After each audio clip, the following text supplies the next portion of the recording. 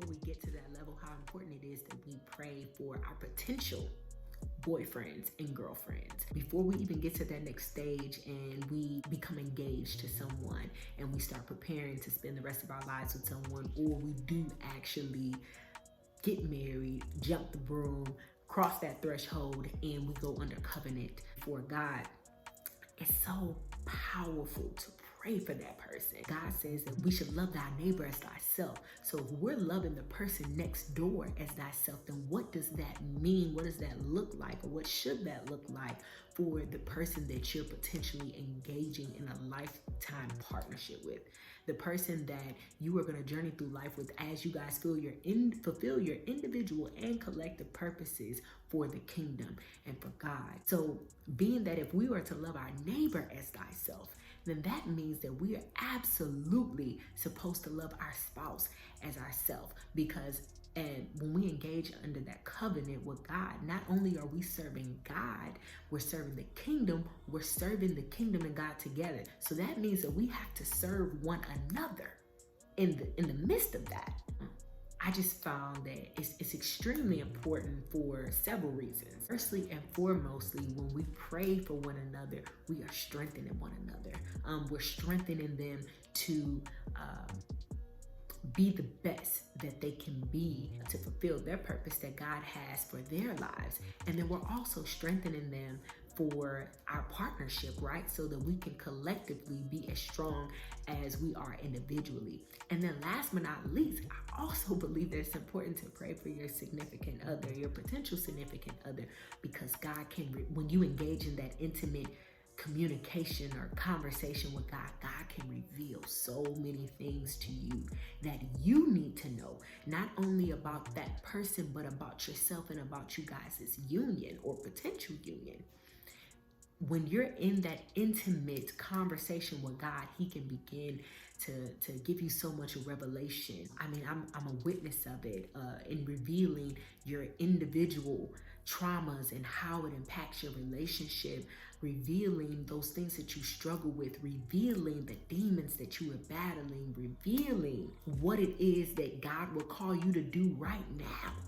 I mean, I've been in situations, and obviously I've never been married before, but I've been in situations to where I've been dating a guy, and as I'm literally or preparing to start dating him, and while I'm sitting there praying, God is revealing that, hey, this person battles with mental health issues, whether it be suicide, bipolar, with infidelity, or their childhood traumas, difficulty with staying on path spiritually as God has called them, multitude of that person's flaw, a ton of secrets that that person is holding as well.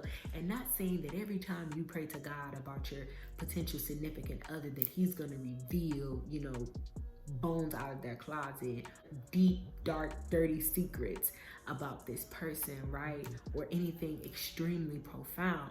But what you're doing is, when you're praying for them, you're keeping the lines of intimate communication open with God to give a word to you individually or to give a word to you guys collectively, so that you can continue to move forward in the way that God will call you to, or if it is in his will, he would instruct you to disengage from that relationship as well. And I think that's the part we neglect, right? Because we get into these situations and we're like, but God, I like him. But God, I like her. He, she has a nice body. He, she is very attractive. He, she is someone that I would be proud to show off to my friends and coworkers.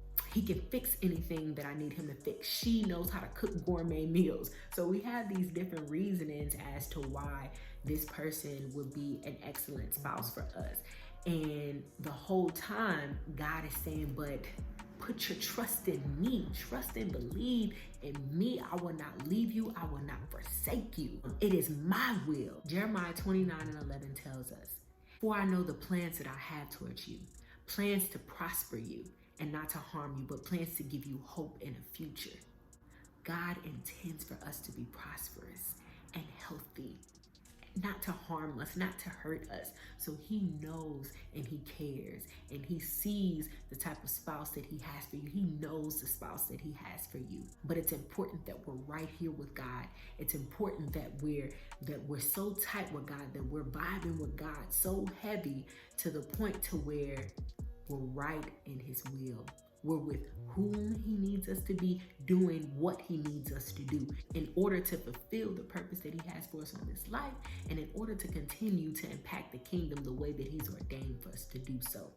It's just detrimental even to make sure that we're always and not only praying for ourselves, but praying for our future and our potential spouses. It's just imperative that we all be on the same page with what God has ordained for our lives and what God has called us to. So the next time, ladies, I don't care how fine he is, okay? I don't care how many abs he has. And fellas, I don't care what her assets are looking like, okay? I don't care if they are natural or if they are implants, or I don't care what she cooks you. I don't care what she does in the bedroom while you guys are fornicating. I do not care. If you have not already prayed to God about your potential spouse, and before you make them your boyfriend or your girlfriend, you should be having that intimate conversation with God about them and about that union, so that God can reveal and that you won't be blindsided, nor will you be misled before engaging in a relationship with them. So I just encourage you guys to include God in the process of picking your spouse. Include God. And that starts with engaging in intimate conversation, aka prayer with the Lord about your future spouse. So thank you guys for tuning in today. Thank you so much for watching my video.